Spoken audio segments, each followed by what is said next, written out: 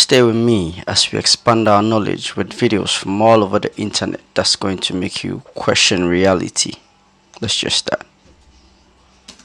Let me tell you something. It is nothing worse than a woman coming on the internet and the only thing she can show you and the only thing she can offer is her body. That is by far the worst thing ever. Like, every time I see y'all women come up here and y'all be doing get ready with me's and y'all be trying on clothes, doing all of these things, and then you appear in your underwear and your bra, I immediately know that you are seeking a strong sense of validation from the world that you possibly are not getting or haven't got from your parents or anybody else that's important to you, and I'm gonna need for you to get therapy immediately, period. It's cringe level 1000, because as a woman, you should not need to feel like you need to lead with your body. Like, it's giving that's all you have to offer. It's giving you talentless bitch. It's giving, why are you here? You know what I'm saying?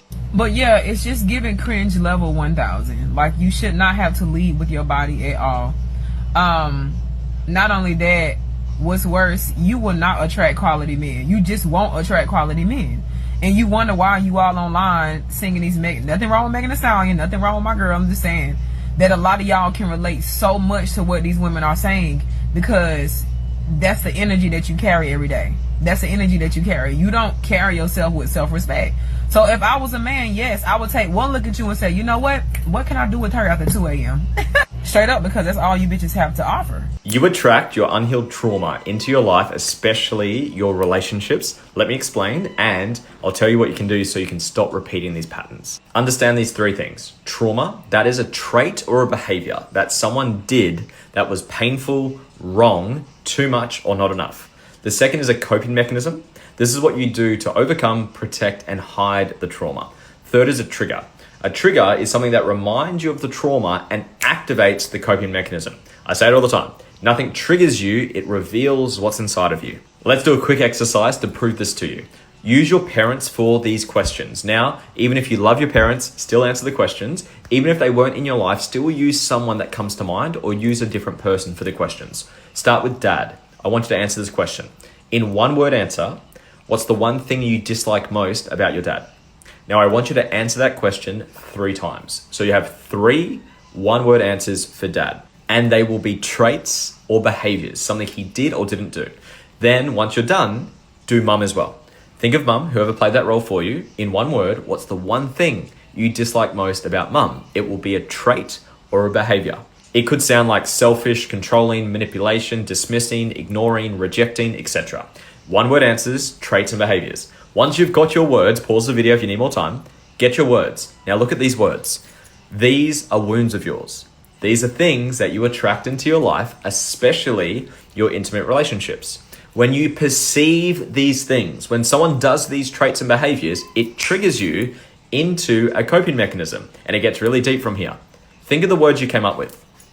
All of those words are things that you try to avoid, and you try not to be these words. You will try be the opposite of these words. Say you have rejection. You will try be accepting to everyone. That's also known as people pleasing. So you're going to avoid being these things, and this is how those coping mechanisms can keep you stuck. And the bad news, you will continue to do this until you heal through the trait or the wound that you haven't healed through. So how do you do that? Common question I get is you need to do a healing process on the trait or the behavior. So you do a healing process on it, then the triggers and coping mechanisms will go away, and you'll stop attracting them so much into your life. Let me know if you got some light bulbs from this exercise. If you would like help working with me, where I can give you the exact processes to heal these things, so you stop repeating these patterns, stop attracting them, stop getting triggered by them, just comment the word heal down below, and I'll give you a free trial to my coaching, and it comes with a one-on-one call with me, so I can serve you at the deepest level. Hope you enjoyed. Please share this video if you got some value. Did you know that a narcissist spends a lot of time in la la land? They fantasize a lot about success, power, money. Just most of the time, highly materialistic. They like the best of everything. Dressing the best, driving the best, showing off the best to keep their image superb. One of the best things that added to their image, though, is and was you. They desire what's going to make them shine. They fantasize about having a great, strong woman, a great man. But they're so delusional because they will destroy that great man or woman. Because the reality is they are so broken inside that no matter how great you are, it makes no difference. You can hardly help them. You might be able to influence them to help themselves because you came around and spiced things up a little bit. You showed them what a real one looks like. This is why your cutoff burns so severely. How dare you take your shine away? Now they got a fake happy with a downgrade and still got to live with the daily reality that they're obsessed with you. Do you know what the worst weapon of a covert narcissist is? You think you know, but do you know? There's a stereotype about abusive men that actually makes this even harder to spot. You know the myth, right? That they're bad boys, that they're angry, that they're violent. That stereotype blinds us to covert abuse tactics. The best weapon of a covert narcissist is the calm. Their abuse is hidden under this deceptive, calm facade. They often have a composed demeanor. Behind closed doors, it's all about psychological manipulation, emotional control, and gaslighting. But they're completely composed on the surface and especially in front of others. They're not just deceiving the victim, they're deceiving their friends, family, and community at large. There's a public image and a private reality. Covert narcissists are into those subtle, insidious put-downs. They isolate you through manipulation, and they gaslight with composure. A narcissist will make you crazy, they'll make you lose your shit, and they'll stand there calmly. The calm is a weapon. Stronger than before. So I seen this post and it says girls won't admit it, but they get bored when a man loves them too much. Here we go. Let's talk about it. So before I get into this little rant, I need you to understand that not every man and not every woman is the same. So please do not generalize. That is on you. Also understand that a lot of traumatized people and people who have never had love are going to run from love. That goes for men and women. You ever hear this saying when women say this? If he texts me too many times, he's needy, he's clingy, he's annoying. When that's common communication, that's normal communication. Exactly. That's somebody who doesn't understand when somebody's interested in them. Now imagine you're with a guy and he loves you a little too much, likes you, compliments you all the time, checks in on you. If you're not used to a man who has had a big impact on your life, you're going to think he's annoying. You're going to get bored of him really quick. If you've never been raised by a man who's checking in on you multiple times a day, you're going to think he's controlling because you do not know how to reciprocate that. When you're unfamiliar with certain feelings and certain people in your life that impact it in a good way, you've never felt that before, it can make you anxious, it can make you nervous, and it can make you want to leave. But I'm telling you, 9 times out of 10, those probably are the best people for you. Why do you want to be with a guy who doesn't call, doesn't text? You don't know whether you guys are seeing eye to eye. You don't know whether you stand with this guy or not. Who wants that? So my biggest thing with this is go ahead, get bored of that guy. Go ahead, feel annoyed by him. Hate him so much when he's trying to love you and hug you. But then don't go and complain when you get with a dude who doesn't talk to you. Don't go and complain when you get with a dude that as soon as you tell him you're pregnant, he's telling you, well, what are you going to do? Get rid of it? Choose the men you want wisely. And I'm telling you this from somebody who's older with a little bit more experience. Please listen to me when I say this. You're not going to always come across good men. You're not going to always come across men that are going to have your back and take care of you. And for a lot of women saying that every single man's a dog and all this stuff, okay, cool. Keep that mentality because like I said, when you get a good man, you get a little piece of gold in that, you know, whatever they call it, a needle in a haystack. There you go. That's when you know you need to cherish that person, seriously. But me personally, y'all, sorry about the little rant. I don't really get bothered by that. I like a clingy man. I like a man who wants to be around me. I even prefer a man who has the same hobbies as me. Gym, you know, movies, video games, so that way we can play together and be around each other. Why would I want to be with somebody who's nonchalant? Why do I want to be with somebody who doesn't want to hang out with me? I would love to be able to get off of work and, hey babe, what are you doing? Coming over. Oh my gosh. Like I said, that might not be every woman's cup of tea, but I'll take the clingy man. Y'all could take the nonchalant and the guy who's acting like he don't even like you. Take him, buddy. But I want the guy who's going to jump on my back, play around, doesn't care about who's watching, can be goofy, can laugh with me. I want to be with the guy who's all about me, all over me. Men pay me a lot of money to tell me things that they would never tell you.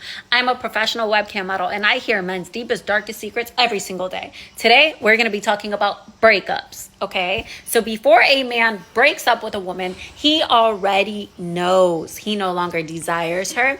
He no longer wants her. He no longer cares if she's around. So what a man will do is that they will start cheating. They will start talking to other women. They'll start going out more. They won't come home as much. They don't care, right? They don't care if you stay. They don't care if you go. They're going to do all these things in front of you. They're going to put it so clear in your face. And what you're going to do is you're going to beg. You're going to beg for them to love you. And you're going to beg for them not to be doing these things because you love them so much and they don't care.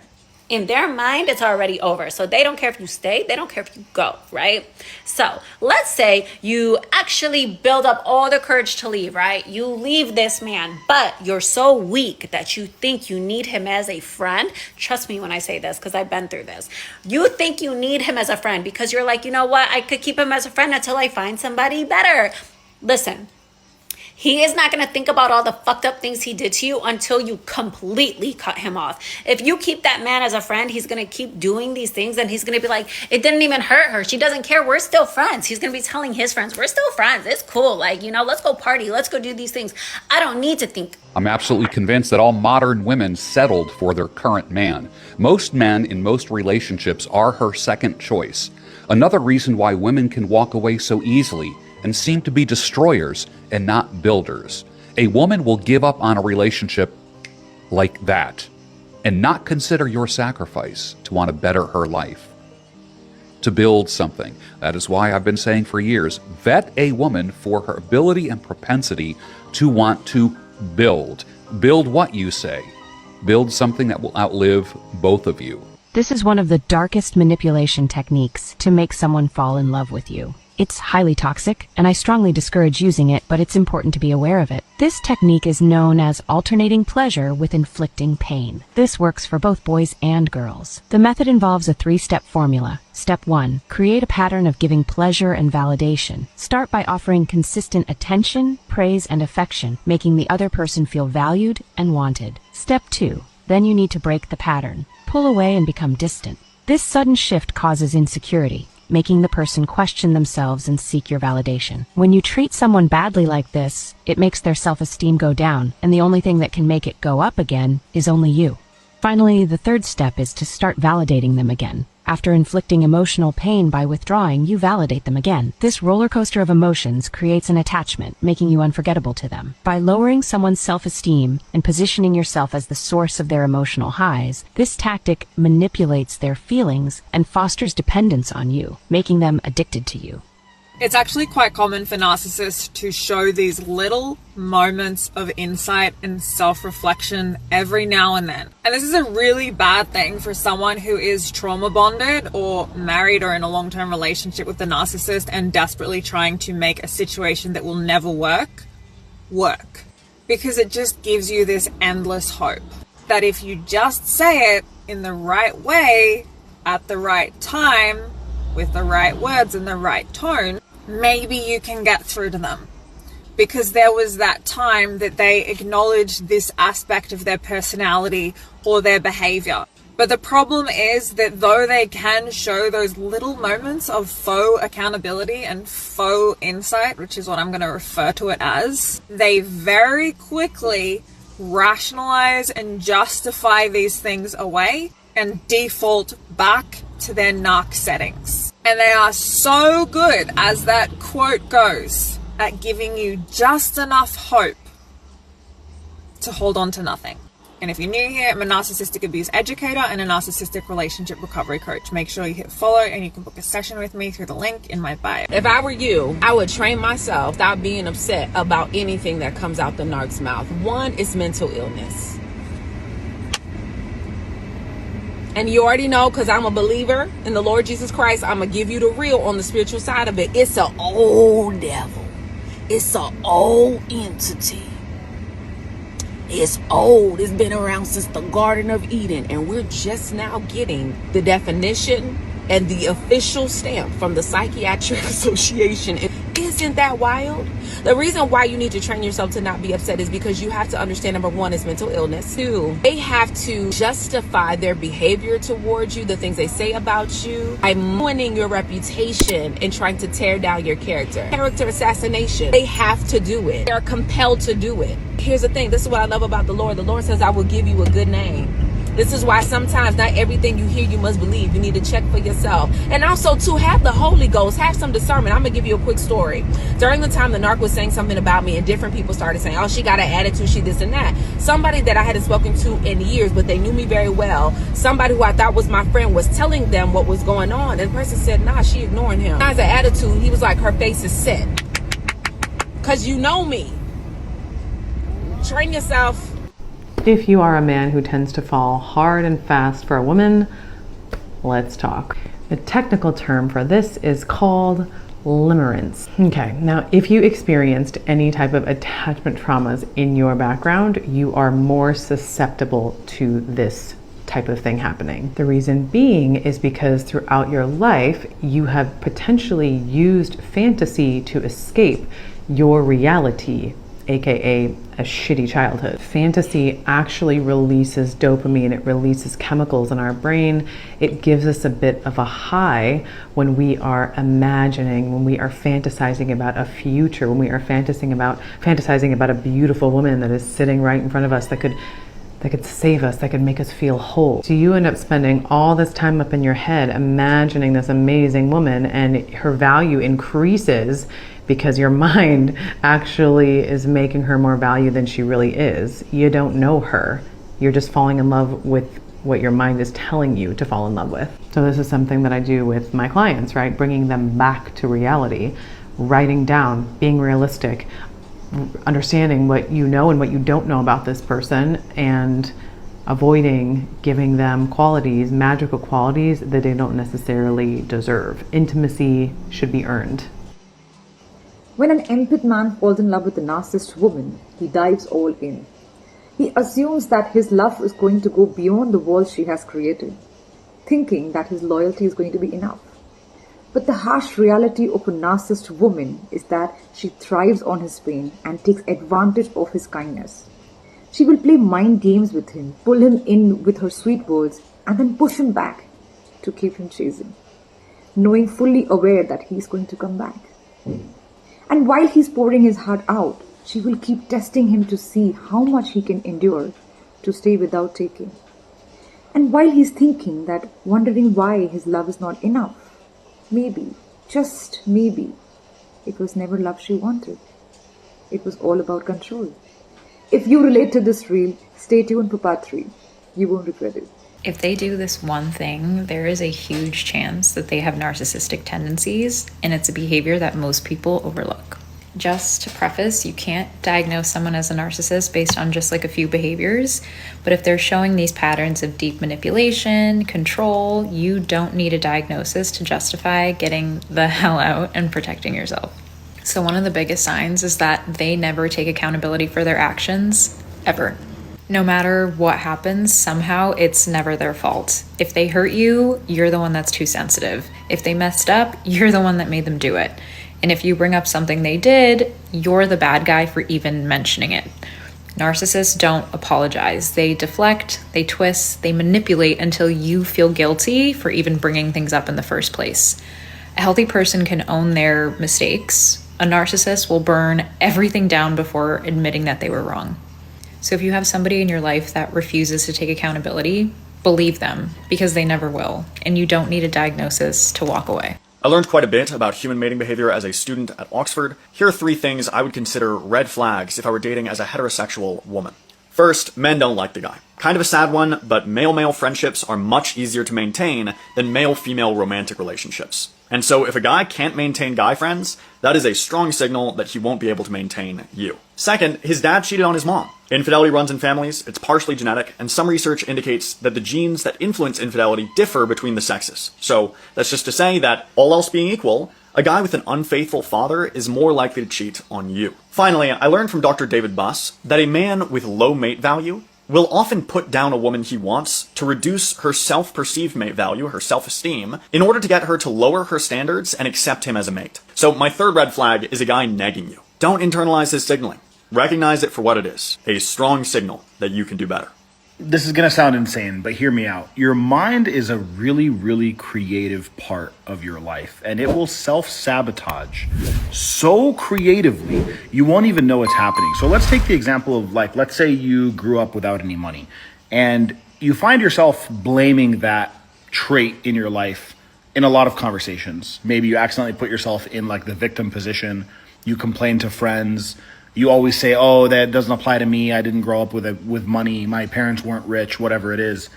What's going to end up happening is that your mind will start identifying so much with that struggle and so much with that victim mentality that it'll start sabotaging opportunities in your life without you knowing it to keep you away from wealth. This applies to everything, but wealth is the example here. So it'll start undermining opportunities, procrastinating opportunities, being like, oh, that's not going to work out for me. Oh, I would never get as lucky as this person. Starting a YouTube channel would never work. Getting that job would never work for me, because your mind would rather keep you in familiar territory, even if that's not what's best for you, because your mind's job is not to make you thrive. It's just meant to make you survive. And survival is often associated with familiarity. So your mind will keep you in the struggle if that's what's familiar and that's what you've been identifying with, because it doesn't know who you would be if you were to get rid of that struggle. Sit with that. Yeah, you're stopping you. This is really eye-opening. Like, I learned a lot from this video, and it's mind-blowing to us all. But we've come to the end, and don't forget to like, comment, and subscribe. And also share with your friends, and also click on the notification bell icon so that any video that I post, you will be the first to get it. I was rushing a little bit because I need you to share this video with your friends, because it will be really helpful, and probably it would be helpful because if your friend is, in a narcissistic relationship, he or she needs this. And if you are being the narcissist, watch this to cure yourself. I'll catch you again in my next video. Bye.